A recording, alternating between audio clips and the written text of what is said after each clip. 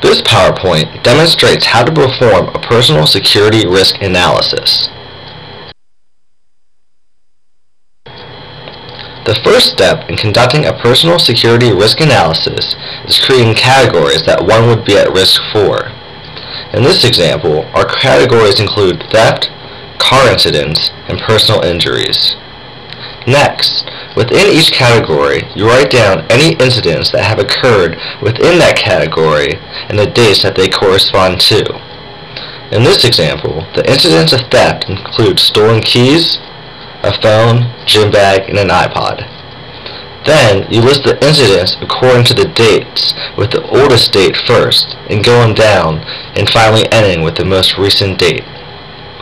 Next, you find the days between each incident. Here, the number of days between the keys and phone being taken is 381 days. You do the same procedure to find the next two values. Once all the values are totaled, you take their average. The average number of days between incidents for theft is 210 days, which is found by taking the sum of 381, 149, and 101 and dividing that total by 3.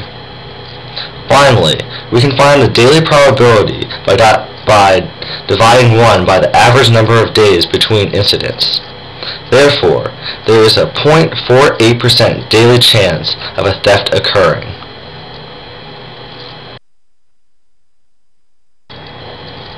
The next category in the security risk analysis is the risk of car incidents.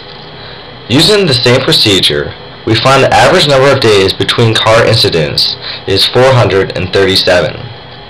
This gives a 0.23% daily chance of being in a car incident.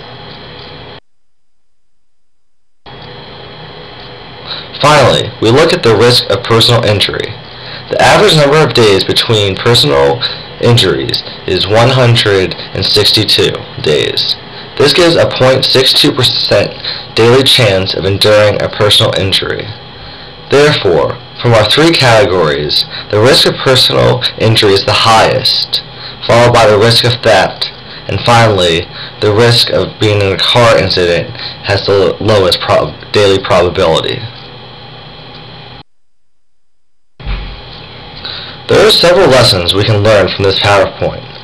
First, we learned how to use Microsoft Excel to calculate the probability of security risk. From this information, we can use the personal security risk analysis to prioritize activities and utilize resources. The analysis tells us what we are most at risk for, and we can therefore know what we should do to adjust to the highest risk.